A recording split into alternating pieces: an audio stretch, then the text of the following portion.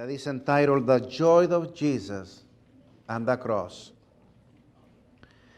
I want to first invite you to open the Holy Scriptures in the book of Isaiah chapter 53. Isaiah chapter 53.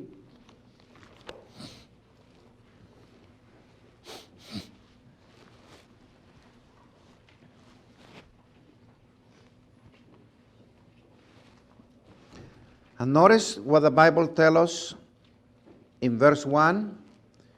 Who has believed our report? And to whom has the arm of the Lord been revealed? For he shall grow up before him as a tender plant, as a root out of dry ground. He had not form or comeliness. And when we see him, there is no beauty that we should desire him. Jesus was not the kind of a guy that Hollywood wants to portray. Tall, good-looking, strong. Not that kind of an individual. There was nothing physically in him that would bring attraction to his appearance, physical appearance. He was just a simple man like many others, except that the qualities of his character were the one that brought the people to him. And by so doing, to God. Because he himself said, how long I have been among you, and you still don't know me? Philip, he who has seen me has seen the Father. So Jesus was the manifestation of God's glory here on earth. But it was not based again on his physical attraction. It was based on the qualities of his character. And that is a lesson for all of us.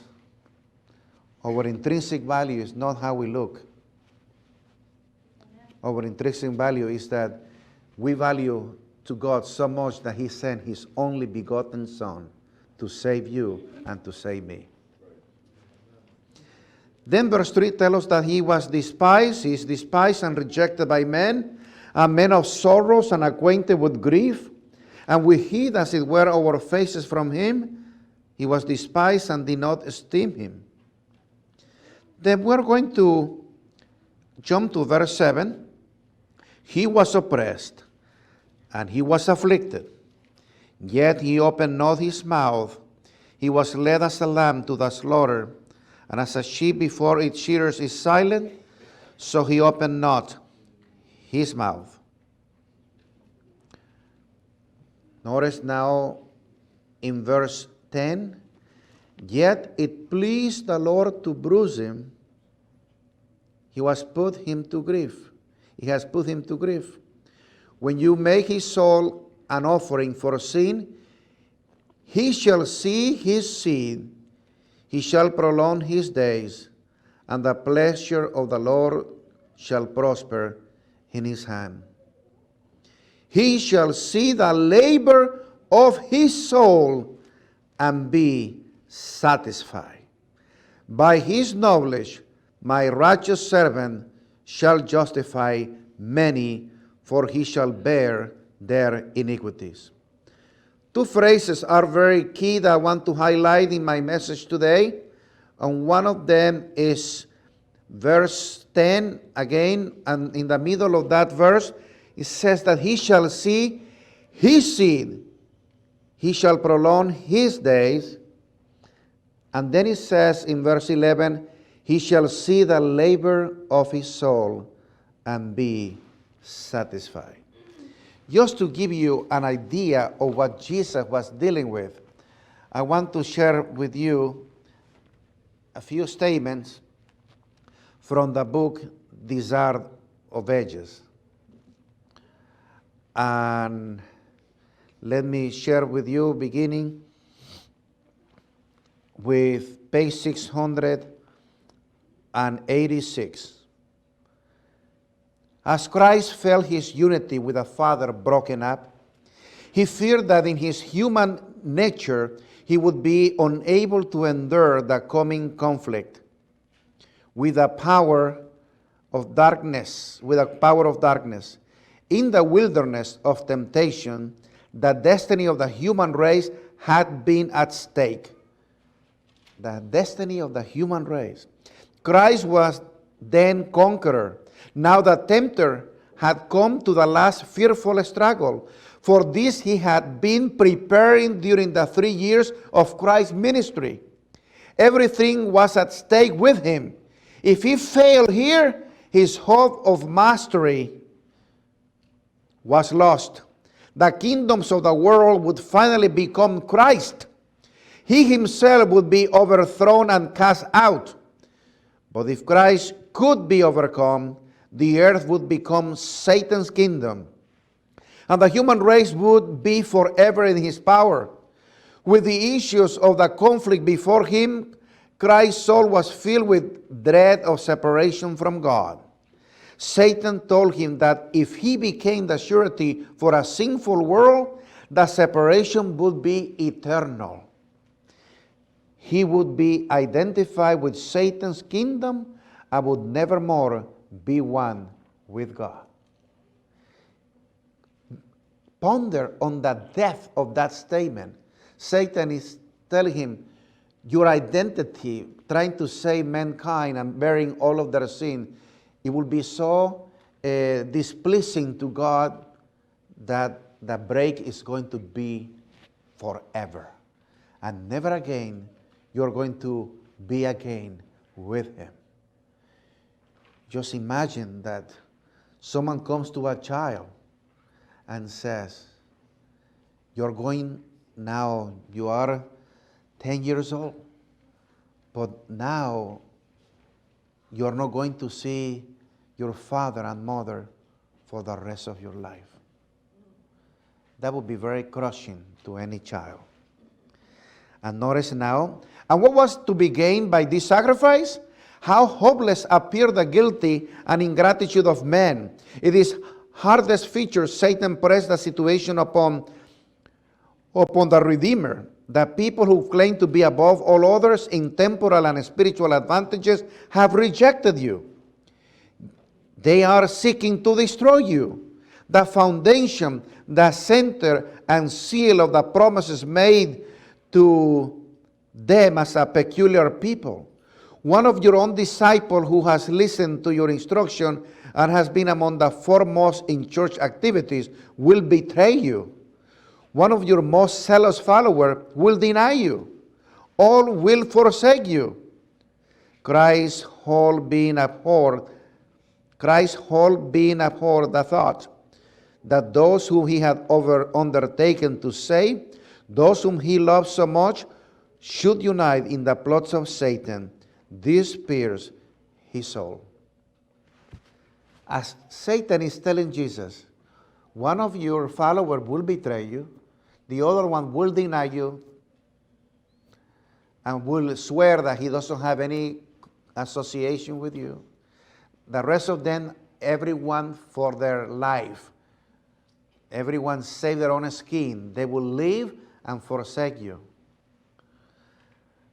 And Jesus has to be listening to what the devil is stating. Not because the devil knew their future.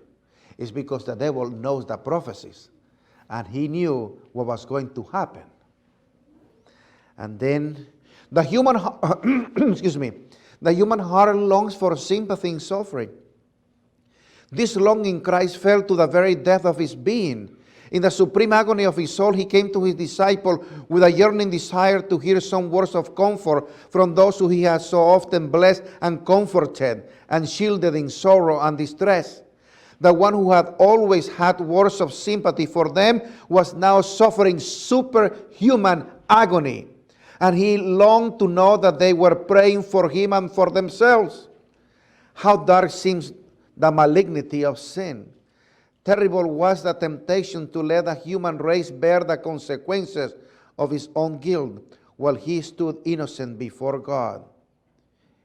If he could only know that his disciple understood and appreciate this, he would be strengthened.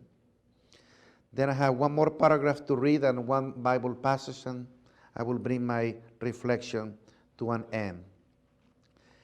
3 times has he uttered that prayer. 3 times has humanity shrunk from the last crowning sacrifice. But now the history of the human race comes up before the world's Redeemer. He sees the transgressors of the law, if left to themselves, must perish. He sees the helplessness of men, your helplessness, my helplessness. He sees that. He sees the power of sin. The woes and lamentation of a doomed world rise before him. He beholds its impending fate, and his decision is made. He will save man at any cost to himself. He accepts his baptism of blood, that through him perishing millions may gain everlasting life. He's seen his seed, his descendants. He's seen all of those that will be saved everlastingly because of his sacrifice. And those who choose him as their personal Savior and their Lord. He has left the course of heaven, where all its purity, happiness, and glory, to save the one lost sheep, the one world that has fallen by transgression. And he will not turn from his mission. He will become the propitiation of a race that has willed to sin. His prayer now breathes only submission. And this cup may not pass away from me, except I drink it, thy will be done. Let us go back to Hebrews chapter 12, where we had the Bible reading today. And that will be our closing Bible passage. Hebrews 12, verse